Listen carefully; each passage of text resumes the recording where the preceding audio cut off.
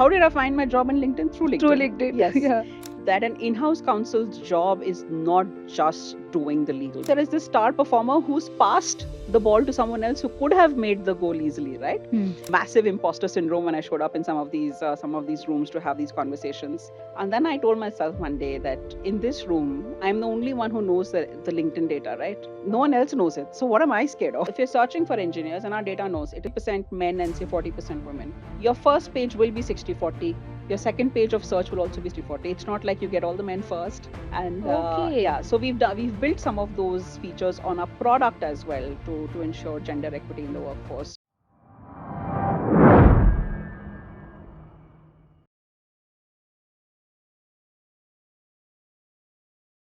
Hello and welcome to the Daily Lawyer podcast. My name is Jana Krishnan. I'm your host and the founder of the Daily Lawyer.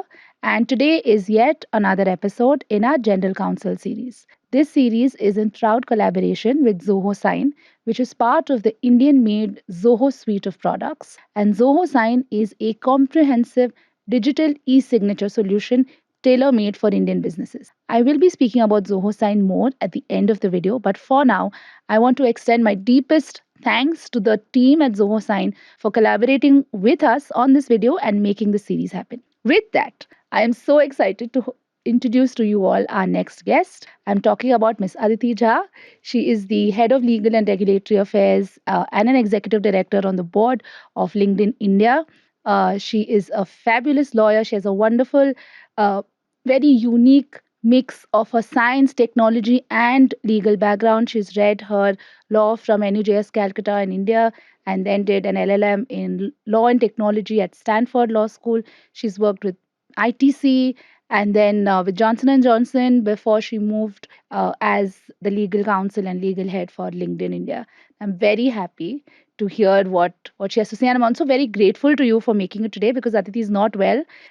She's somehow braved the Bangalore traffic and come here. So thank you so much for being here. My pleasure and my honor to be here as well. How sweet. I was going through when I was reading up about you for this podcast, and I was like, your journey to come here is fascinating. You've done so many things, especially this integration of law and science and physics. And I read about how you had a natural inclination to science as well. So take us a little bit back to why you did law, and some maybe pivotal moments of your life that brought you here. Thanks, Jenna.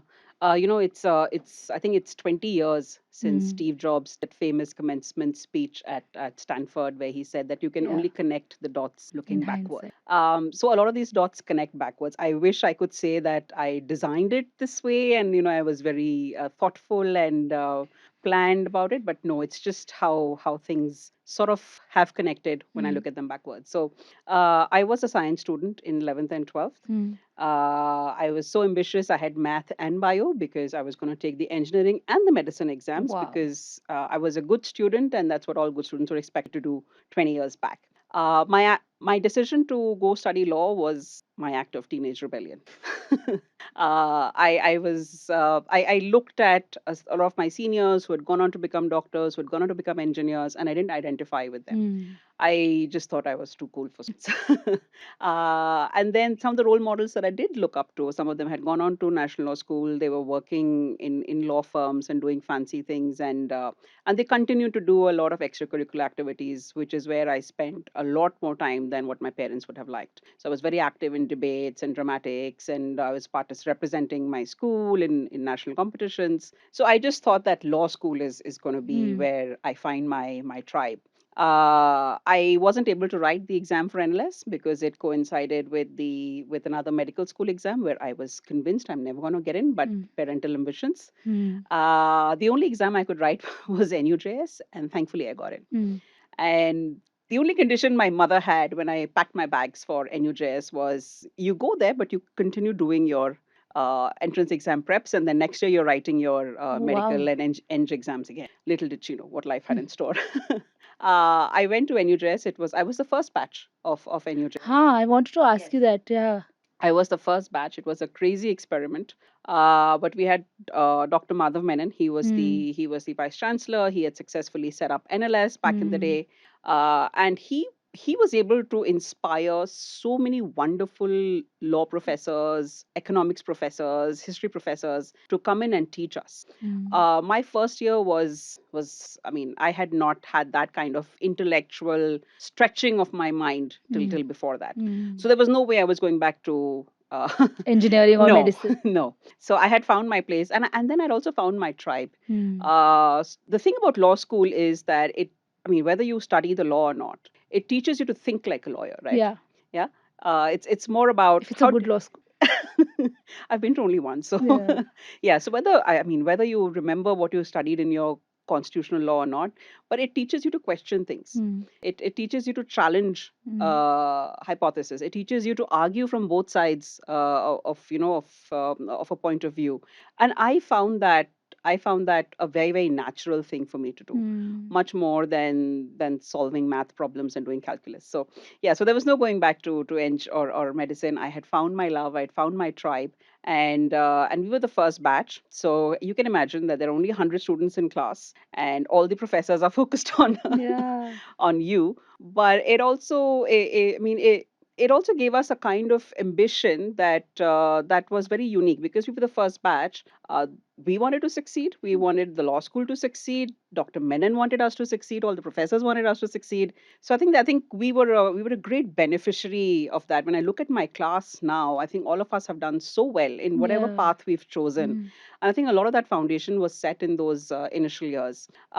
So coming back to NUJS, so it was National University of Juridical Yeah. Sciences, and Dr. Menon set it up. I think he was a visionary. He set it up that there's going to be an intersection of law, science, and tech in the future. We're going to live in a world that is going to be tech driven, science driven, and the legal systems will need to adapt to that, and legal systems will need to rise to that occasion. And I think we are one of the few law schools that awards a BSc LLB. Okay. Yes, and I'm a recipient of that. Lovely. I saw that. I said, how Yes. lucky are we are all Yes. like BLS, LLB, Yes. BALLB. So I think it was that in a fourth and fifth years, what electives you took, and if Huh. they were sort of at the intersection of science and law, That's pretty progressive, huh? very progressive. Because we didn't have like technology law and all. No, we had a lot of. We had like Yeah. space law, You aviation had law. space law, Yes, aviation, and how's lucky? water law.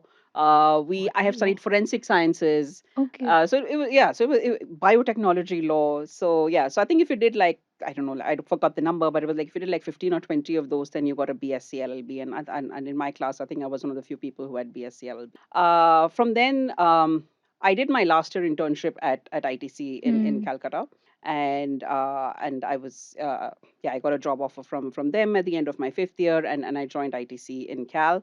And there also I had the serendipitous opportunity. This was 2005. 2005, if you remember, is when we joined like the full TRIPS system. We Correct. had to start doing allow pharma patenting Yes. and food product patenting. So there was a lot of conversation about IP and WTO and TRIPS and that whole buzz around that time. And I was this new kid on the block in ITC, and then they asked me to do something about patents. I was like, okay, I'm this 22-year-old person. So I set up ITC's patent cell at that point in time, along with my manager. When we joined, there were 3 expired patents that ITC had. By the time I left in 2010, I think we'd grown the patent portfolio like some 1,600% or something. Wow. Yeah, but it was also the fact that at that point in time, if you ITC had been traditionally a cigarette and hotels conglomerate. As a company, they were diversifying into food products, Yeah, personal care FMCG and all. products. That's right. Yeah, so it was also a great time to be part of this innovation, and going and talking to R&D folks, and then figuring out what's patentable, what's not. I also did a course in patents because I figured out I didn't learn anything about patents while I was back in school. So I did like a diploma in patents as well. Yeah, so that was another exposure that I had to very closely to how R&D works and how innovation happens and how protection of innovation This would happens. have made your science heart very happy, no? Very happy. Like Very happy. you're just going into the labs and you're Yes, standing with them. yes, yes. I used to go into the labs, and they were like, there were experiments happening, and then there was large scale manufacturing happening. So the other thing that I enjoyed about ITC was that it was a mix of this very large behemoth 110-year-old company with very successful businesses, and then there were these startups as well, right? These startups Yeah. within the Yeah. company. So I had that sort of full range of working for a highly regulated, very risk focused way of doing business, and then the hustle of startups. And in 2005, nobody was using the word Of startups.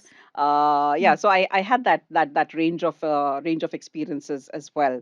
Then after 5 years at ITC, I think it was just one of those moments on, like what's next. Like I could happily have done that for the rest of my life. My parents were in Calcutta; they were thrilled that I chose to live with Just them, to stay home. stayed Yeah. home. Yeah. Yeah, but at that point, I felt like I need to take a break, and I need to go back to studying because I was doing so much of like new work, especially around patents in IP. There was competition law that was coming out that time, and I was made in charge of figuring out how the company should comply with a new law if it came in. So I felt like there are these knowledge gaps that I have. And so I applied for an LLM, and I was admitted into Stanford. It's 2011. Yes, no, I was admitted in 2010. I went in 2010. I graduated in 2011. 2011. Well, I went in 2011. Ah, I okay. went to Columbia. Ah, okay. So, Yeah. For me, when I first got my admission offer, the only thing I was happy about is like, yay, there is no snow.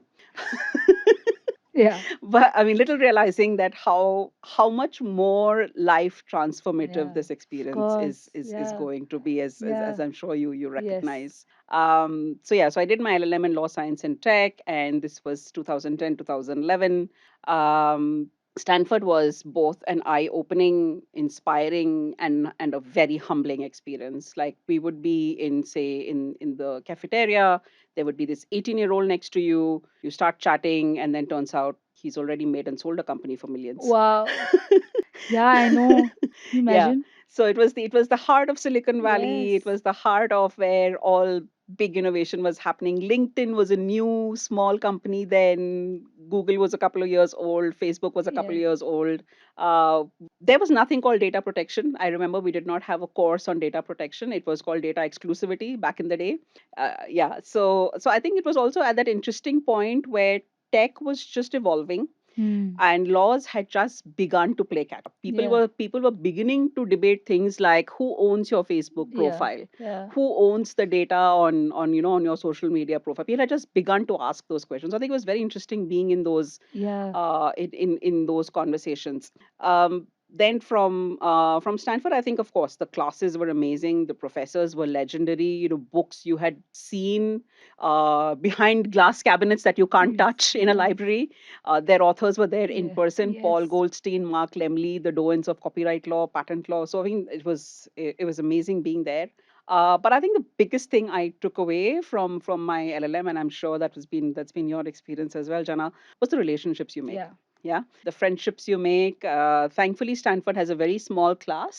Okay. So I think there were just two of us from India, unlike say in Harvard or Yeah. Columbia, Yeah. Yeah. where there are Lot lots more. more Lot from more. from the subcontinent. So it really forces you to go out of your comfort zone and make friends with people from other cultures, other languages, other legal systems. Yeah. There's so many things we take for granted because we're a common law system, right? Yes. And then somebody will raise their hand and they're like, no, in France you don't do it Yes. this way. You're like, wait, what? You're like, what? What does civil law mean again? What, like what? You don't have judge made law? Yeah. What? Oops. No, no, precedent. What is this? Exactly. I know Yeah. what you mean. Yeah. Yeah. So I think it was I think the relationships that I made there, and some of them have been my friends for the last 15 years. We meet every year. How sweet. Yeah. We meet every year, come what may. We've That's been to each other's weddings and children's birthday parties so and all of cute. that. So, Yeah. so of course, they are rich friendships, but they're also very rich professional Yeah. accelerators, so to Of say. course. Yeah. Because I mean, we discuss stuff, we discuss developments that are happening. So I have a very close friend in Brazil, and then sometimes we'll discuss about how GDPR, how did you guys comply with GDPR in your country when you don't have a privacy law. Hmm. So I think some of those are sort of my what should I say, my sounding board, my personal board of advisors. So I think that was an amazing takeaway, amazing gift from the program. After Stanford, I met Nishit Desai. They have an office in Palo Alto. Palo Alto. I met him, and I think it was really cool back in 2010. And here is this gentleman from India, from a lawyer, seasoned lawyer, who was talking Bitcoin. Yeah. So Seriously. so I was like, this is very cool. This is very inspiring. And I joined their TMT practice in Bombay. This was, I think, in 2012, where I was there for about a year and a half. And J&J was a client of ours in the life sciences practice, and they were looking for someone to come in and become sort of the number two, and then take over, take as and when it opened up. So then I went and joined Johnson and Johnson. Johnson and Johnson was amazing. There was this feeling of familiarity because you've done that kind of work before in ITC. I had a lot of my ITC colleagues on the business side of the house who had also moved, so there were those connections as well. And J&J exposed me to the world of pharma. I also learned a lot about reputation management, crisis management at that point in time, something that I'd not experienced before. And then so that was like my my still having some connection with the world of science. And then LinkedIn showed up in my LinkedIn inbox. Seriously? Yes, I received this You're a email. very good use case 100%. for LinkedIn jobs. You're a very good use case. Yes. How did I find my job in LinkedIn? Through LinkedIn. Through LinkedIn. Yes. Yeah. It showed up in my inbox. I really wasn't looking out. I was very happy in J&J. I was working on a bunch of international and regional projects as well. But I mean, I had that itch that I wanted to work in a tech company. I mean, all my life, like looking backwards, it felt like this is what it had been getting ready for. So LinkedIn happened to show up in my inbox. I joined.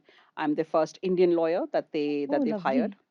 And when I came here, I thought it's a tech company. It's a new age consumer internet company. We'll do this for a year and a half, 2 years, and then we'll see. I've been here 9.5 years. Wow. That's I've been 9.5 years, and it's because even though I haven't changed my job has changed on me. Yeah. It doesn't feel that I've been doing the same thing for the last almost a decade. I started doing a lot of commercial contracts. We were closing big deals with like Airtel and Reliance and TCSs, etc. It was the B2B SaaS contracts. At that point in time, tech was a beloved sector. I thought I had escaped the crisis and the reputation issues of big pharma and big tobacco.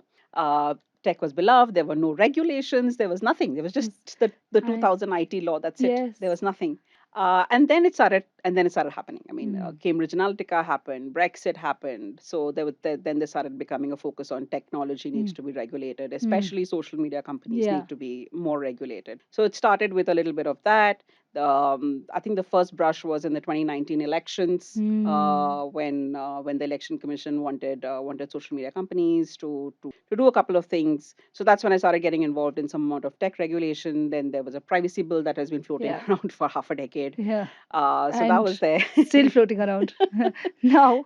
So yeah, and then I think the big one was in 2021 when the intermediary guidelines came in, and social media companies were required to do a bunch of stuff. So that's how I started getting involved more and more in hardcore tech regulation. And then in 2020 December, I had just come back from maternity leave. I have twins at home. Lovely. So sweet. And my manager is like, maybe you should take on like an additional job as well. I'm like, why not? I have an empty life. So you did regulatory, is it? No, then I took on public affairs, or what you call public policy, government affairs. And initially, my work was basically regulations, like anticipate what regulations are coming in, and therefore advise the company on what we'll need to do. Yeah. Yeah. Then that grew a little bit more in scope, where we wanted to do more partnerships and projects with the government. Now, I mean, show of hands, who's not on LinkedIn? Yeah, so we have like 2.4 billion people and us. Yeah, so I think we have like a billion professionals on LinkedIn right now. We have 67 million companies, 40,000 skills listed. And the way these data points intersect with each other, Jenna, it gives us a unique real time, nuanced worldview, what's happening in the labor market. And I would go out on a limb and say that ours is probably one of the most updated databases there can be on the labor market force. Because imagine this, you change your job today. By afternoon, you will have updated a LinkedIn profile, right? Yeah. You get promoted. Like last evening, you get your paper. By night, you have updated that I Yes. have been promoted with those Yes. balloons and Of everything. course. So I think it's one of the most Yes. updated Correct. labor market force database there is. And what we do a lot on the public policy and the government relationship side of the house is we work with policymakers, we work with think tanks, we work with social impact organizations, where we help them make data backed and evidence based policy making around workforce and skill developments. So then I started doing a lot of that work. And in the beginning, I was like, I do not have a degree in economics. I was sleeping in the one class on economics that we had back in Back in in law law school. school. But then I figured out that you can learn. Yeah. Yeah. You can learn. I think if you have I mean, I love Satya Nadella says this very often that you shouldn't be a know-it-all. You should be a learn-it-all. Yeah. So Okay. I don't know it yet, but I can learn it. So it took me a while to reach To that get there. to get that. Hmm. Before that, I was always trying to hide under the radar, hoping it'll pass and no one will Hmm. find out. Oh. Massive imposter syndrome when I showed up in some of these rooms to have these conversations. And then I told myself one day that in this room, I'm the only one who knows the LinkedIn data, right? Yeah. No one else knows it. So what am I scared of? Lovely. I think imposter syndrome is such a true thing. Yeah. I'm so grateful to you for addressing it like really head on. Yeah. That this is what I felt. I was an ostrich, but then till I realized I shouldn't be. Yeah. I So mean, like, what's the worst that can happen? And I'm the one, like, no one can say that, no, what you're saying is wrong because, and if that happens, that's fine. yeah, That's that's also fine. fine as well. So, Mm. so that learning a new skill, learning Mm. a whole new discipline, going and meeting people that I would have not otherwise ever Yeah, had the of course. opportunity to work with on issues such as, how is AI changing uh, work, right? On issues such as gender, what is a gender representation? Like everyone knows anecdotal stories. Mm. At LinkedIn, we have the data. Yes. Yeah, we can tell you industry wise, we can tell you generation wise, where Yeah. women are dropping out. Yeah.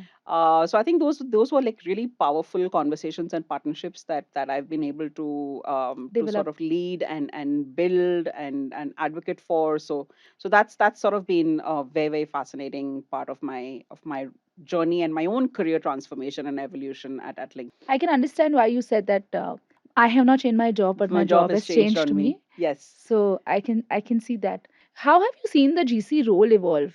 Because I'm very Yes. curious about it. I mean, I have some amount of my own opinion and then a little bit of lived experience. But how do you see the GC role evolve? Yeah, so I think mine is a different use case. Like a lot of people, they spend many years in private practice, either litigation or law firms, and then they get tired of the Correct. hours and then move in house. Hmm. I have done weird stuff. So I started in house because I just loved my time as an Yeah. intern at ITC. Then after like 6 or 7 years, I went back to a law firm for brief period, but about 2 years of time, and then I've been an in-house counsel. Yeah, so I think in the 20 years that since graduation, I've Hmm. mostly been an in-house Hmm. counsel. And the job is, and you're right, it's completely Yeah. transformed. At ITC was a unique case in itself. At that point in time, in 2005, it was one of the few companies that did all its legal work in. Okay. Yeah, except for like actually going and filing Filing. stuff Yeah. in court. That's when we went to law firms. But otherwise, it was a massive team, and we did most of our work in house. So it never felt like I've not had the width and depth of legal experience. But generally, how the legal field has evolved is back in the day, general counsel offices were or legal offices in companies were basically they were like they were they would take work and give it to a law firm and take the Yeah. Yeah. answers Like back. a post person. Yeah. So there wasn't a lot of value addition that was happening. That was more like project management. After that, it became that you need to manage risk. So they came in and they would like do issue spotting. Like this is the risk with the project, and you say your piece and you're done. Then it became that no, we have to also be business partners. We can't just be the naysayers, right? So then we started becoming more business partners. Like how can we do stuff more proactively? How can we identify issues ahead and build it into the product life cycle beforehand so we don't have footfalls? Now I think we've more than earned a seat at the table. Yeah. Now, I think if you look at the lead legal counsels, most of them are part of executive management teams or the leadership teams or whatever they're called. And they're not just there to spot issues. They are contributing. They're contributing to business. They're contributing to business strategy. They're contributing to what the future holds. Lawyers are generally the smartest people in the room.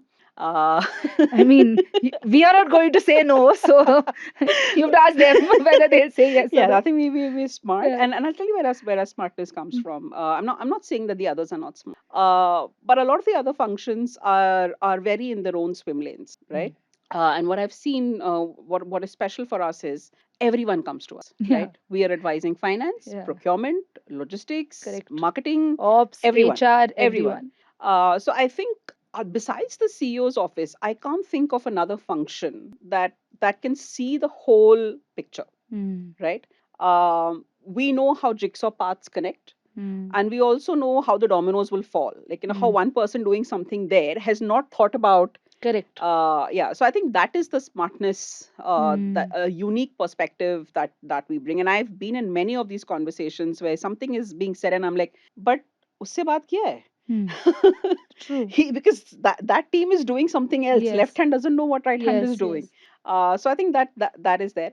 The second bit is, I think we're also very, we don't give ourselves enough credit for it, but we're very externally focused as well. uh, like when a business brings a problem that there is this new regulation that has come in, what do we do? You'll do your analysis, but you'll also try and find out what your competitors are doing, or you'll ask how are other companies Correct. dealing with it. That somehow comes instinctively to us, to figure out what's happening in the external world. And it's now in my role, especially when I do government affairs and public policy, I think my read of what's happening in the external ecosystem that can affect us, I think I bring that value to whether it is geopolitics, whether it is things like security risk, or those things that a functional expert is not thinking of. I think we bring that to these conversations, to these discussions. Like, I joke about it that if something doesn't neatly fit into marketing, communications, finance, Bring it to it's legal. on my desk. Yeah, bring it to legal. It's on my desk. Like, there's an insurance thing on my desk. Yeah, Why? yeah. So, I mean, there's a paternity problem in our China office. So what do we do? What do we do? Okay. yeah. So I think if something doesn't neatly fit somewhere, it Yes, somehow finds its I way know. to us, and I think that is sort of the unique perspective, point of view. The other thing that we bring to these conversations is the same thinking like a lawyer. We question. Yeah. We question. My first instinct is why. My first question to anything is like, why? And then once you start parsing, and that's a question that a lot of people have not thought. We are doing this campaign. Why? Yeah. True. Yeah, so I think that thinking like a lawyer, like questioning things, why, being curious. I think being curious is again something that comes naturally to us because of our training, because of the way we work, because the way we write contracts, because the way we do legal research. So I think curiosity is something that we also bring to those conversations, trying to find out more. And then when you start unearthing and start parsing things out, sometimes you come on a unique insight That's that true. can propel the business Business. further, or you unearth something that nobody else had thought of. Yeah. So I think, yeah. So I think I've sort of I wasn't working when law offices were just like shunting work Yeah. from the law firm to in-house. But I've seen sort of this massive change from the office of no to let's do some business partnering, some proactive stuff, to sort of being Now being giving deeply embedded in in in business decisions and strategy. Yeah, and then In now fact, you're like the first phone call. Ideally, that's how we should be, right? We should be yeah, your like business bestie. correct, So 100%. So I think one advice that I got very early on, this was in J&J, somebody from the international offices had come, and they said that if there is a meeting going on and you're there, and somebody who doesn't know you, there's an outsider who's standing and watching the meeting, they shouldn't be easily able to say that that must be the lawyer. Yeah. So I find that very useful. I mean, you can break this up into many things. yeah. It's about It's about how you show up, what Communicate. language you use. I mean, we were just joking before the Yes. podcast started, right? Yes. That somebody had said, somebody on my team had told a business person that Yeah. Aditi is yet to opine on it. Yeah. And the person was like, opine? Yeah. Why don't you just say? Why don't you speak English like how they told me? Why don't you Yeah. speak So English? right from the kind of language we use, from Yeah. like okay, I mean legal jargons are important, but Yeah. from the kind of language we use to deep understanding of Mm. you have one client Mm. as an As in-house in-house. lawyer, Yeah. one client. Mm. You should know that client in out, Yeah. right? So how deeply you understand the business. I mean, where possible. I mean, when I used to work in hard physical product companies, I have been to the manufacturing lines, I've been to the factories, I've been to the wholesale distributor, I've done all of that. So how deeply you understand those processes. It's one thing to sit in your office and somebody's explaining something to you, and it's very different when you actually go and That's true. yeah. So I've gone on customer visits, if and I've But that's a very, like, I want to underscore this because I think as lawyers, many times we feel that it is not our job to sort of, and it's not just in-house, it's any of us. you bring up an excellent point. I think Yeah. in in-house we have the luxury because we have one client. Yeah. I think in But law even in in-house, they don't. I mean. So I think I read this somewhere. There is this author Fred Kaufman, and he's Mm. written this book called Consciousness, Mm. and there's this beautiful analogy there. What is the job? If you ask someone, what is the job of a goalie on a Mm. football team? Mm. What will they answer? To save goals. I mean, I'm guessing that. Yeah, that's the wrong answer. Mm.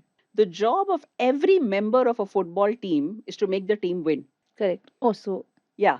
But if you start looking at, I'm a goalie, my job is only to stop the goals. Mm. I'm a center field, my job is only this. Mm. But there have been cases, right, where the goalie has made a goal, Yeah. came right up front and made a goal. Or sometimes, there is this star performer who's passed the ball to someone else who could have made the goal easily, right? Mm. So I think that for me is cannot. I mean, it's a beautiful way to explain this, that an in-house counsel's job is not just doing the legal bit. Yes. Your job is to help the business succeed, Correct. to help your team succeed. And if you don't understand what your team does, if you How will you do it? how will you do it? And it's the same for any lawyer, I Yeah. think. I mean, it's harder for them because Yeah. you're dealing with so many clients. But even then, yeah, your job is to be a solution provider Yes, to your client, 100%, 100%. regardless of which side of the law 100%. that you're on. Yeah. I wanted to ask you, what is the one unusual skill that a GC should have? Yeah. I have a feeling that you've already answered it, but if you have to just pick one, like, I think it'll be storytelling. acha, that is Yes. really unusual. Yes. I didn't expect that. Yes, I think you have to be an excellent storyteller Mm. to be a successful in-house counsel. Mm. Because if you're going to go to the board or if you're going to go to your Mm. CEO and you're going to tell him that this ambitious idea that you have, you cannot do because regulations don't permit it. Yeah. If you just went and said it like this, Yeah. what do you think the response is going to No, be? you don't know anything. What do you think? We have been in rooms where we have been told off for these things. Yes. Yeah. So I think you have to be a very That's a effective good one. storyteller. Yeah. And you can use many forms of storytelling. Sometimes it can be data. Mm. I especially find data to be very powerful when I Mm. want to make a compelling case for someone to not do something that they want to do. Mm. So, or to bring to light an issue. Like if it's a lot of it is anecdotal, right? But if Mm. you have data to back it, Mm. yeah. That's the So best. yeah, and for me, it's like if you can't measure, it doesn't matter. So there should be ways to measure things, Mm. and there should be a way to make data backed decisions. So sometimes data is very powerful for storytelling. Sometimes you use anecdotes because that is more powerful. Sometimes you use humor. I think humor is It's anything that you can relate to yeah. the Sometimes you audience. use humor, but Yeah. you use different styles depending on the situation.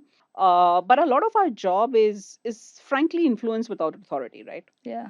Eventually, if a business wants to do something you're saying no to, They'll do it. they'll do it, right? Yeah. It's You not have like to pick up the pieces. yeah, you have to. So a lot of it is influencing people to either do something that they don't want to do or not to do something that they really want to do. Mm. And that's most of our job.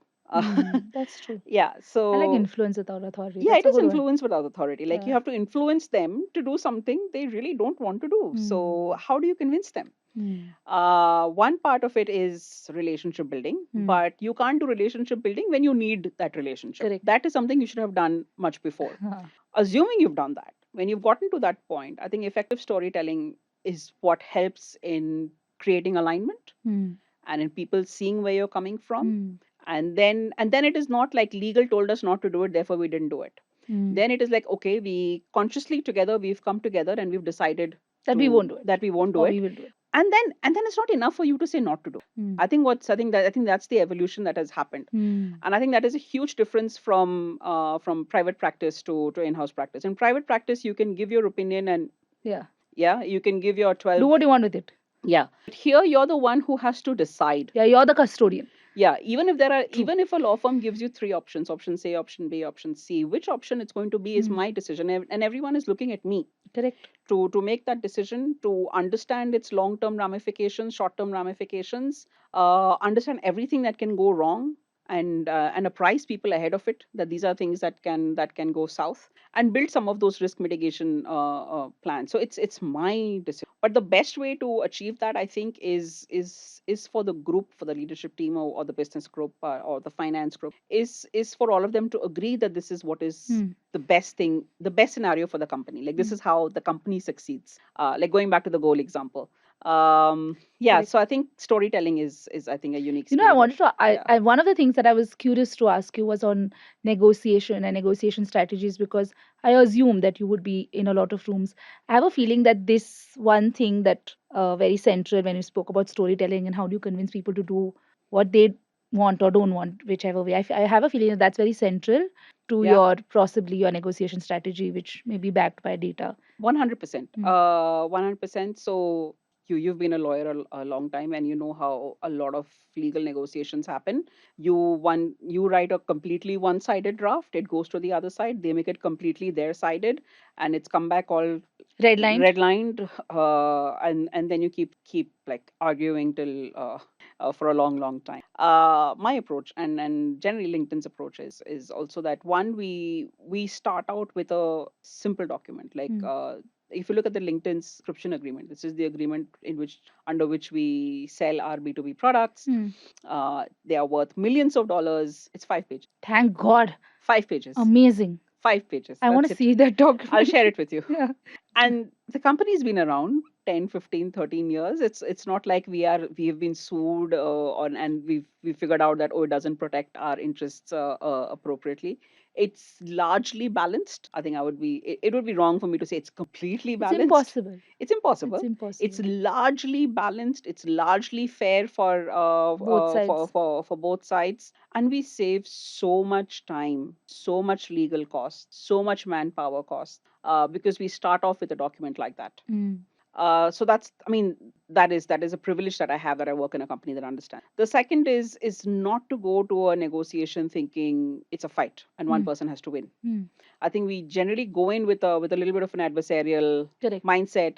Every clause you want to negotiate, this is non-negotiable on our part.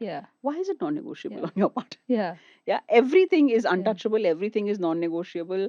So I think we need to move away from a little bit of Do you see it changing now? I see it changing. I see it changing. Do you see it? Sorry, do you see it changing in more multinational businesses, in the more traditional Indian? Not really. I see it changing. No, we do a lot of business with very large Indian companies. I see it changing across. I see it changing across. And sometimes who is the driver of this change? The business. Of course. And the business on the other side as well. Yes. Yeah. They are sometimes, they are asking questions of their lawyers, why really are you pushing back on this? Yes. What really is the risk for us? So again, that is something you need to do before. Like, if you can't be building relationships at the time that you need relationships. So if you have a good relationship with your business counterpart when you're going to negotiate some of these deals, and look for the salesperson, he has spent years in building that relationship, in getting that deal, and now we are arguing over comma and full stop. Like, he's getting pissed off over there. Yeah, of course. It's he has a quota. He has a sales target. His commission, his compensation depends on it. So if you can make your business, that salesperson, your ally, and say that, look, these are the top three issues for me, and these are why we can't do this. Correct. Yeah. And for LinkedIn, I'll explain to them, look, our member data is extremely valuable to us. Our member data is protected by privacy and laws all over the world. That is why we can't do this. They will get it. They also don't want to sell the company to get the deal, right? Of course. Yeah. So I think making that alliance before, and then they have a conversation with their counterpart. Yeah. So I think that helps. So I think I have also seen a change in how we do negotiation. It's not a fight. It's a lot more collaborative. It's a lot more collaborative. You work with your business stakeholder, so they can work with the counterparty's business stakeholder. You don't go in thinking that I have to win this. Again, you have to make your team succeed. Yes. It's not like I won the indemnity point. That, and then using far less one-sided drafts, trying to be more balanced from the beginning. I think that has been exceptionally helpful for us in negotiation. I think these are good tips for anyone who's sort of getting into any negotiate, because all of us are negotiating every day. Yeah. Something or the other. I'm negotiating with With my the kids every day. all the time. All the I know. time. So you'd think we'd be better trained. You should have mothers to do negotiate. Like you should have. I don't know Not about that. fathers. They negotiate more with us. I'm losing to my 5-year-old already. So We always lose to a 5-year-old. Now to jaane hi do. Then wait. Then after you lose to the teenage. So it's just the in between that we are happy with.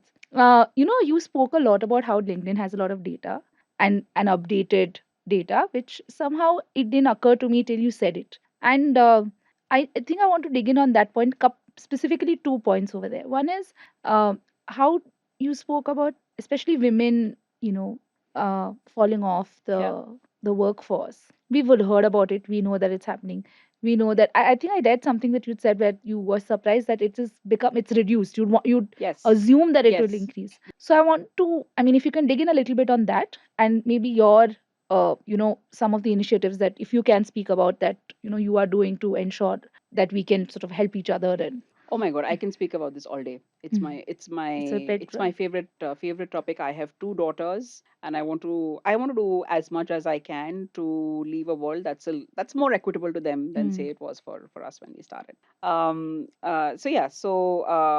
The global gender gap report that the World Economic Forum releases every year, the one that says like 134 years to close a gender gap, that's powered by LinkedIn data. And one of the interesting pieces that we observed, I think this was in 23, is that the share of women being hired into leadership is actually so it was growing very small baby steps, 1%, 1.6 over a year, and then since 2022, 23, we've started noticing a drop, and we called it the drop to the top, and that's disturbing. That's disturbing because one of the things that we believe in is that younger women need more role models, right?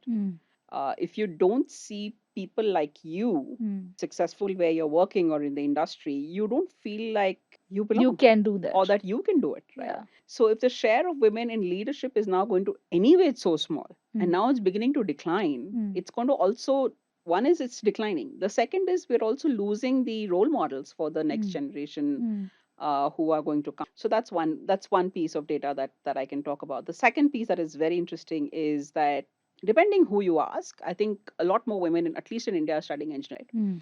40%, 50% of the engineering classes are women. However, when we looked at AI, which is going to be the technology of the future, it is going to be the one that's more remunerative, it is something that's going to survive, say, economic cycles and recessions. The global AI talent on LinkedIn is, I think, something around, it's like 27% female. Oh. And whatever. It's overwhelmingly low. So I think these are things that surprising. And these are things that even if somebody may have intuitively thought of it, now we have data to show that. So some of the projects that we work on is, one is we want to make this data available to policymakers. So we work with bodies like World Economic Forum. In India, we work with UN Women. We work with we worked with, say, the Prime Minister's Economic Advisory Council. So we make this data available to them so that influences some of their policy making and where budget should be allocated. So that's some of the work that we're doing with our data. Then there are 2 other parts too. One is internally as a company as well, right? I mean, we are a company, so we have a lot of initiatives for women in tech, for returning mothers, for ensuring that some of the experiences are front loaded for younger women, because we have the 2 M's. You have marriage, you have maternity. That's so if you can front load some experiences for them, then it's easier for them to come back if they were to drop out. So we consciously focus on having more women in leadership, especially in tech roles. We have WIT, Women in Tech, a whole program that is being run out of Bangalore for women engineers. And then we're the world's largest professional platform. Yes. So we also have product features to help women stay on in the workforce, or to to continue to succeed in it. One, we introduced career breaks. I don't know if you've seen that. No. So on your profile, you can now put a career break, and that's fine, right? And what we've seen is that, of course, a lot of women have put career breaks. A lot of men have also put career breaks on their profiles now. So I think that what that does is it destigmatizes this whole thing that, women will take a break, or women fall off the workforce. No, it's normal. It happens to everyone. For some, it can happen for motherhood, some for marriage. For some, it can happen for caregiving activities. For some, mental health, so many so many reasons. issues. So we want to, like, if this is normalized, then this whole thing about that women have children and therefore they need those 6 months off, or whatever. Can we take away the enormity of that? Just like try and normalize. So one is career break. The second, and I find this amazing. Is most jobs are posted on LinkedIn, right? Yes. So we have this. If a recruiter switches this feature on, it gets nudges. Okay. Yeah, it gets nudges. So when you're writing a job description, it'll get nudges saying that the way you're writing the job description, it's not diversity friendly. Yeah. Okay. Yeah. So for So instance, you use the intelligence that your data is already telling yes. you. So I'll give you an example. If I'm looking for, say, Java engineers, I'm looking for Java engineers, and I put, I want a Java engineer who is in Bangalore and is working at XYZ company and has gone to this 2-3 schools. The nudge will tell you that you're unnecessarily being, focused. Too narrow. Too narrow. If you remove these filters, which are not required, you will get a plate that is far more. Yeah, so it'll do that. The other thing is, if you're searching for engineers, and our data knows it is 50% men and say 40% women, your first page will be 60-40. Your second page of search will also be 60-40. It's not like you get all the men first. And Okay. yeah, so we've built some of those features on our product as well to ensure gender equity in the workforce. So yeah, it's something we care about. LinkedIn's vision is to provide economic opportunity to every member of the workforce, and we are 50% of the workforce. So how do we make professional platform also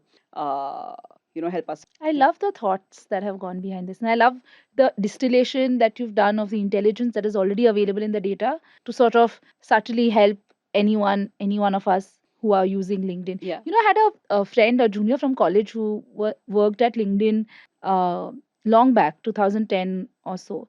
And she said her manager, this is in Bombay, she said her manager hired for attitude, not for skill. I'm not sure if that is Yes. something that you still follow in your team, but I wanted to ask you a little bit about your team. Yeah, absolutely. So I think what we do is we hire for skills. We don't hire for we don't. How is hiring done nowadays? Hiring is done is, I am looking for an M&A lawyer, should have done M&A at law firm ABC and worked on transaction type XYZ, should have gone to this law school, right? So we are hiring for what you have done in the past, what your pedigree is, and what you've done in the past, right? We actually don't hire for skills. We don't. If you look at the in-house industry as well, right? It's we will hire from the particular industry. Yes. Our friends in finance and HR don't do that. Yes. Right? Okay. Yeah. So if you're looking for somebody to work in a bank, you'll probably go to you will hire from someone who has worked in a bank HSBC, before, or you will go and find someone who did banking law. Yes. We want LinkedIn. In LinkedIn, we don't believe in that. I would not have got a job in LinkedIn because I came from Johnson and Johnson and ITC, and I had never worked in a tech company before. Yes.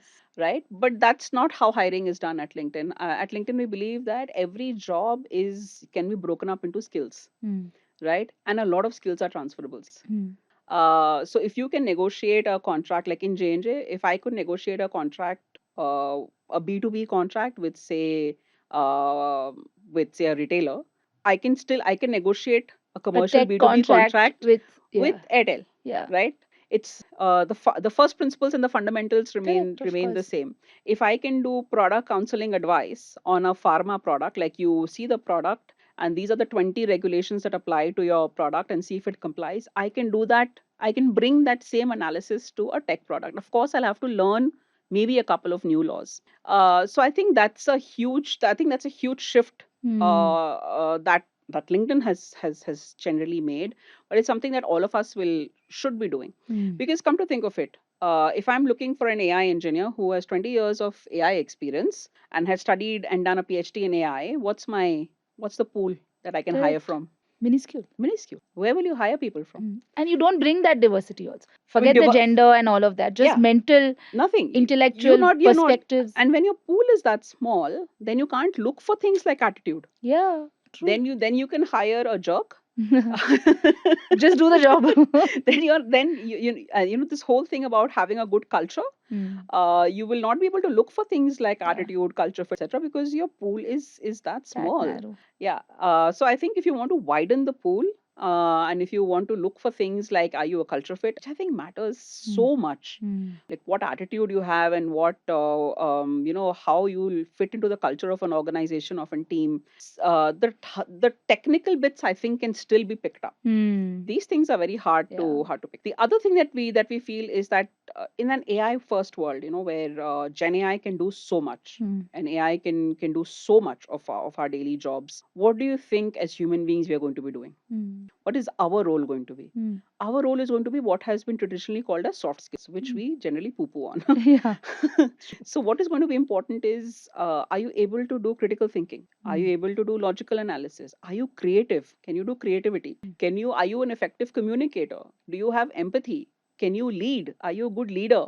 Those are the things that will become significantly more important, because a large part of your technical day job has been automated, or Gen AI is doing a large part of it. Correct. Right? So then these skills will become significantly More valuable. more valuable, much more valuable than that, oh, I can do this really well. Like even in our field, in the legal field, if you think at when we first joined the profession, a lot of focus is on the hard skills, right? We are taught how to do a DD, or whichever field, or you're taught how to do drafting, or you're taught how to do your court procedures.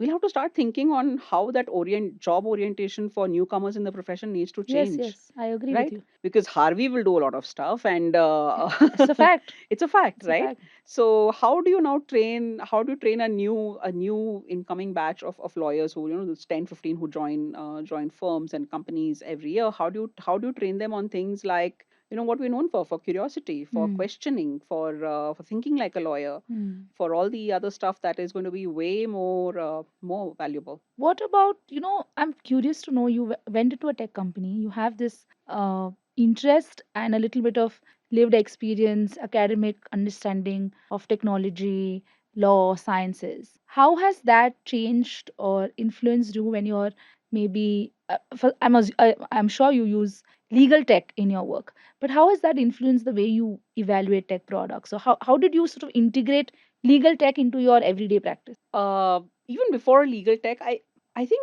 what science and tech teaches you is to make assumptions, do small experiments, test those assumptions, and then scale. So I've sort of used that framework, systems thinking, to the work that I do. So make an assumption, do a small experiment, and then do things that scale. So I use a lot of like playbooks, like even for my team.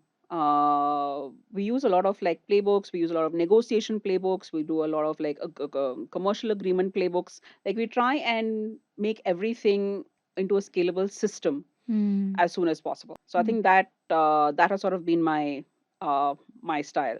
Back in ITC, this is crazy. So I was managing the global IP portfolio, trademarks, patents, copyrights, everything.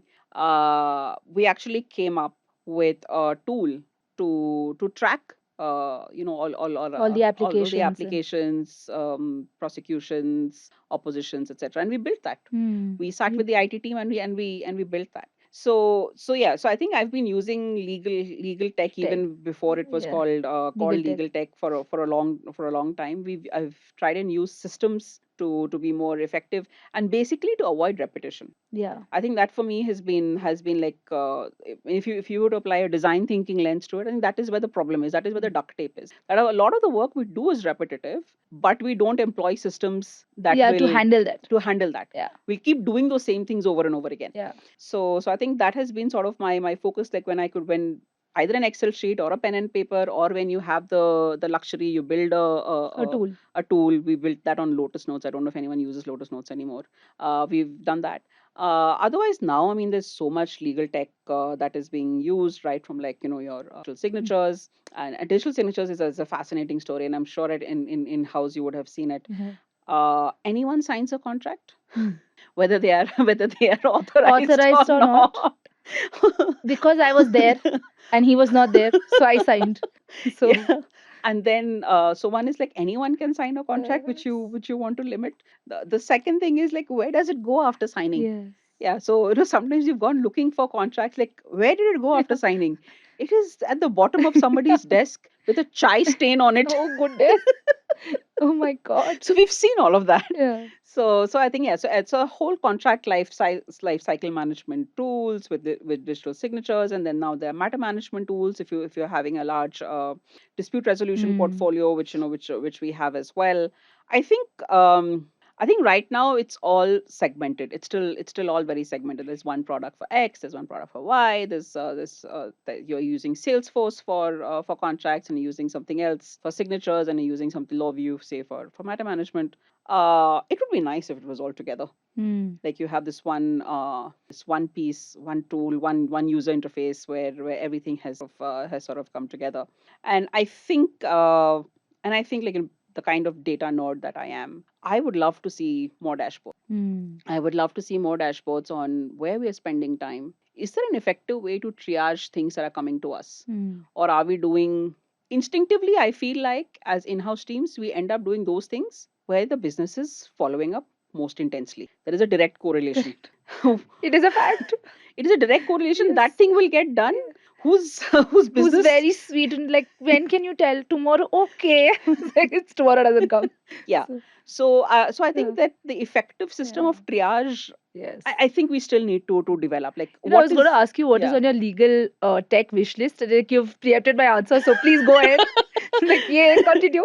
Yeah, so I would love to have a method where so where data is being collected on where the team is spending time, how it is spending time, how are we triaging issues? Are we doing stuff that's important to the company first, or are we doing that person's contract because he's standing on your head? Yes. So I think having a better dashboard or data reporting is something that somebody should build, or if it's out there. I hope all of you are listening.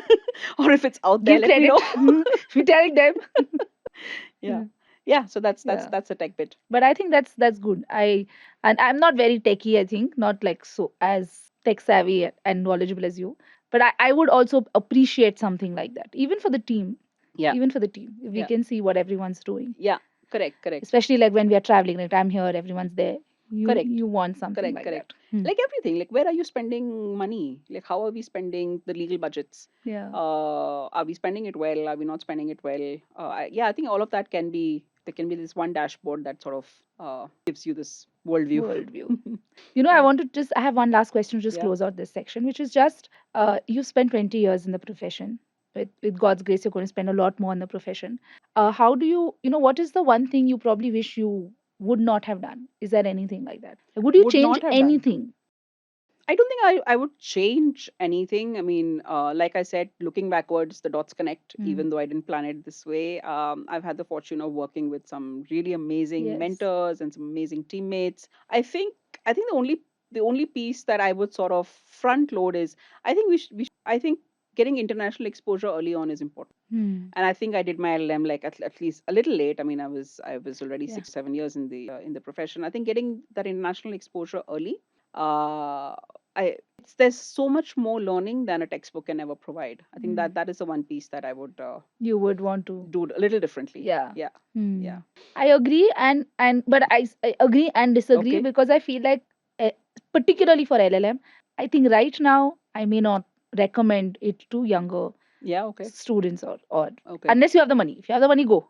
Do, because there's nothing to beat that. But if you don't have the money and are taking loans and all, I'm not on that side of the. But this on the money, but I think you raise a very interesting point.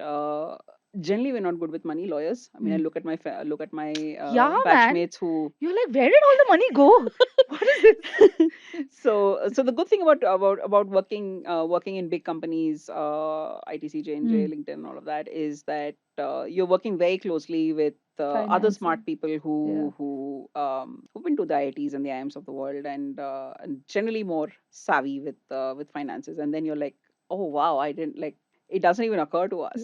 So on the money bit, I think we can do a better job. We can do a better job with how we manage money. We don't discuss money. We don't talk money. Anyway, we like, I mean, the kind of upbringing we had, our parents have never told us about money. And then even as as a professional cohort, we don't. We don't. Whereas I see that very different on the business side, You're side of right, the house. actually. And that's one. And second bit is, I think, even if you have to take a loan, you have the rest of your life to repay. to earn it back. I think when I was going, a lot of people did question me, like, so many lakhs for an LLM, and you don't even want to work there. So you plan on coming back. So how will you ever What's the recoup use? that? What's the ROI? What's the ROI? What's the ROI? So I think not everything is a direct monetary ROI. I think my life would have been a lot less richer than what it is right now. And then I've worked for another 10-15 years since. I think I've made back the money that was that was spent, and I wouldn't trade that for anything in the world. else. Yeah. It's fair. That's a fair point. Yeah. I can't disagree with it because that's my lived experience as well. Yes. So it's hard for me to disagree with Yeah. that. But this is the last section of the podcast, Okay. something I do for myself because I love hearing the answers. Okay. It's called 5, 4, 3, 2, 1. Okay. I ask you 5 something, 4 something. Okay. And these are typically shorter answers. Okay. So 5 productivity tips. 5 productivity tips. One is, your inbox is not your to-do list. Your inbox is not your to-do list. 2 is calendar everything. If it's not in my calendar, it's not happening. So you have your chunks of time to do X activity, to read, to review, whatever. If it's not in the calendar, it's not happening. If you don't mark out times on your calendar, then all of it is going to go in email, in like just emails and meetings, etc. I ferociously guard my deep thinking time. I have specific times that I need to do just deep thinking work, or it's deep reading, and I ferociously guard that, because without that, it's very hard to it's very hard to do the job. I mean, our job is not just being in meetings or showing up in events. A lot of our work is also deep reading, deep analysis. So I ferociously guard that time. How many did I do? 3. You're doing well. I'm doing well. Okay. The fourth one is, and I'm not really good at it. I'm trying really hard. Is not to start your day with scrolling. Not to start your day with scrolling. Not even LinkedIn. I mean. Like have some sort of a morning routine that does not start with. But it's very difficult because I tend to wake up with a start. And I tend to wake up with a start, and the first thing I do is pick up my phone. Is like, what happened in the US at night? Like, have I got any emails from headquarters and all that? So I'm trying to break that. I'm not very good at it. I'm hoping to get there. And fifth one, fifth one is you can do anything, but you can't do everything. So pick and choose what you are going to do, and there are some things you have to say no to, and you have to let them slide. 5. I like that one. Yeah. I like the last one. Okay. To remind myself about that. Yes. Okay, 4 books that you read. It need not be law books, just 4 books. I don't read nonfiction at all. So I can't come and tell you that I read this amazing book where I learned this productivity hack or this life-changing. I read a lot of fiction. It's sort of an escape, or I know what you mean. Yeah. I read a lot of fiction. 4 books. The first one on my list is Shantaram. Is it? It's 900 pages. I know. It took me a long time to read.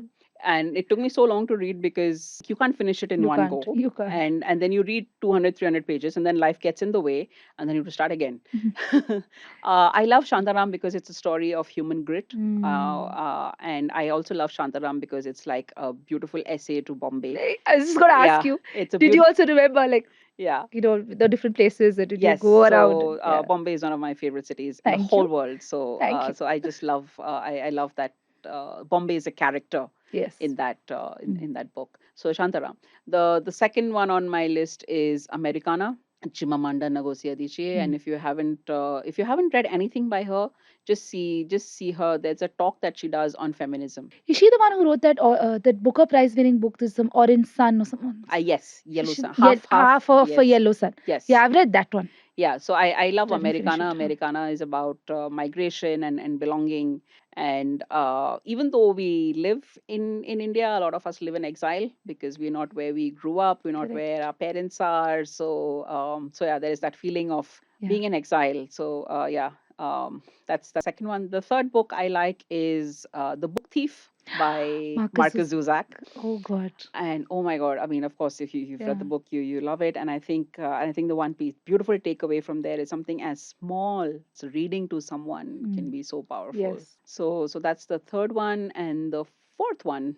The fourth one would be Persepolis. Persepolis is by Marjan Satrapi. It's a graphic novel. It's she's drawn in it, and it's about this girl who escapes Iran and then she lives in Paris. And I just love how amiable and the candor and how much it humanizes Iran, and it's sardonic and it's funny. It's very controversial. It's I think it's in the list of top 10 most controversial. But yeah, I love Like Persepolis. it. I haven't read Oh it. yeah, I highly recommend it. Yeah. It's a graphic novel, Yeah. but That it's that interesting. that one, and there's another graphic novel. The two which I haven't read. I haven't managed to get my hands on it. Oh, okay. So Yeah. when I do, I'm going to read it. Yeah. So these are my four. These are your 4 books. Lovely. Three tips that you would have for young lawyers or law students. Careers are not linear. Hmm. I know a lot of us think that I'll go to law school, then I'll go to a law firm, and then I'll become a partner, and or whatever. Yeah. My life will be perfect. Careers are no longer linear. They're like jungle gyms or jigsaw puzzles, or they're like sometimes you have to take a few steps back to like boomerang to to move forward. So yeah, so don't think of your career as linear. The second bit I'll say is just say yes to any opportunity that comes your way. uh, like I mean, I don't think I ever said that no, this is not my swim lane and I will not do it. Metrology inspector se baat karna hai to bhi I'm happy to go. Yeah, so I think every experience, even if it is not in your swim lane, you're going to learn something very valuable. Yes. I said I don't read nonfiction, but one piece of nonfiction that I read recently is Range by David Epstein. I see. And it's basically how generalists, as opposed to specialists, will do well in the world that's coming. So he calls it the wicked world that's coming. Okay. And generalists who have a range of experience are the ones who will be able to take their creative and their logical and their analysis sense and apply it to the new context. So from that, I would tell new people who are just entering the profession, don't specialize too early on, or even if you specialize, be open to doing more experiences to increase your range. I agree with you. Yeah. So two tips. Third tip, and I have covered it a lot. Work profession is all about relationships, and you can't build relationships when you need them. And relationship doesn't mean I know, like we've grown up with this value system, like just do your work and that's enough, and buttering nahi karo, and Yeah, but yeah. that's not relationship building. It can be very, very authentic. Yes. It can be very, very authentic. Focus on relationships. There's a lot of learning. There is a lot of you will be able to get better results for yourself and for your team if you have good relationships within your organizations, with external counsel, with your entire ecosystem. So focus on building relationships. I think that's a wonderful thing. And all of us are testament to the fact that a lot of even in your professional um, opportunities have actually come through your relationships. Yes. Not yours. I mean, I'm saying No, all of us. everyone's. Yeah. Everyone's. An opportunity that just doesn't mean a job, Yeah. right? Like Opportunity. you said some time ago, which I really liked. You said, my friends are my, they can also be Yes. enablers, like professional enablers Yeah. and sounding boards. I Yeah. think that's so beautiful because it's true. Yes. It happens to us all the time. So, as mothers, we've always heard of this, that it takes a village to raise a Yes. child. It Yeah. takes a village to raise a career as I well. agree. It Yes. takes a whole village. Yeah. People who have nothing to gain out of your success will go out of their way and help you, or they will talk you up, or they will get you this opportunity. You need that. You Yeah. can't be this sole genius that I am this excellent lawyer and I will be successful by myself. I don't think that's I agree. possible. Yeah. It's a beautiful thought. Yeah. I really liked what you said, and that's been like churning around my mind since you said. And I said, yeah, that's true. You really underscored relationships in the times that you were saying in your Yeah. conversation. Okay, 2 life lessons you have learned, like so far in your life. 2 life lessons. Yeah, I think the first one is don't beg for permission, beg for forgiveness later. Wow. Imagine. It's slightly roguish. It's like, yeah, I was going to say all of these young people are going to be so happy. Don't beg for permission. Yeah, don't beg for permission. Ask for forgiveness later. Assuming you have the right Yeah, of intent and course. Yeah. you're doing the right thing. Because a lot of times I think uh, we get hemmed in by job descriptions, right? And yeah, but sometimes just go ahead, do things, take initiative, be proactive. Okay, you may make mistakes, but then you can ask for forgiveness later. So that's one life mantra that I have. And the second one is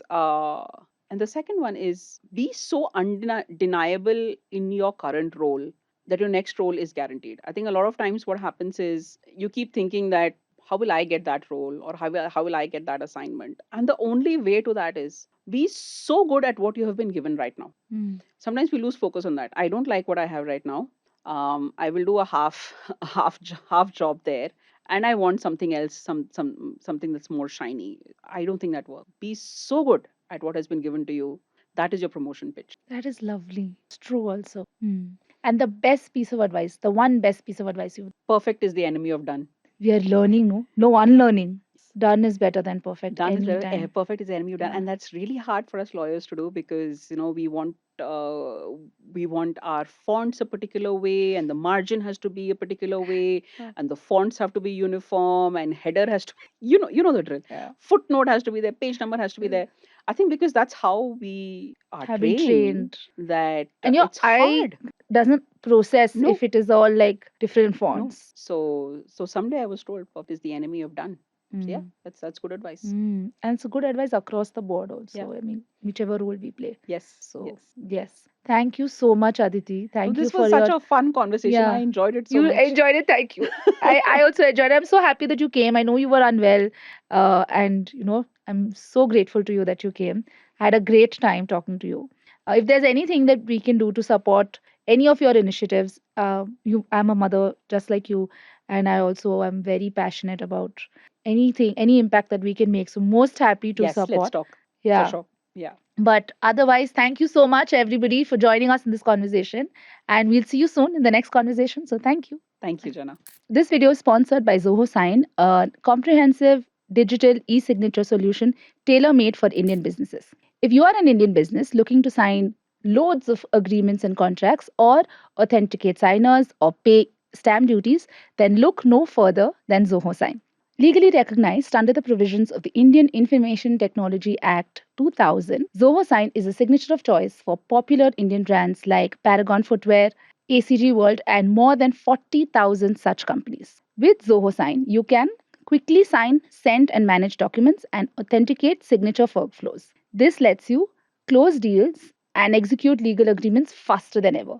But what about security, you ask? Zoho Sign's digital signatures use cryptographic techniques backed by digital certificates to ensure security and provide proof of identity. In addition, Indian businesses can authenticate your signers via Aadhaar based e verification techniques and also pay your stamp duty challans online.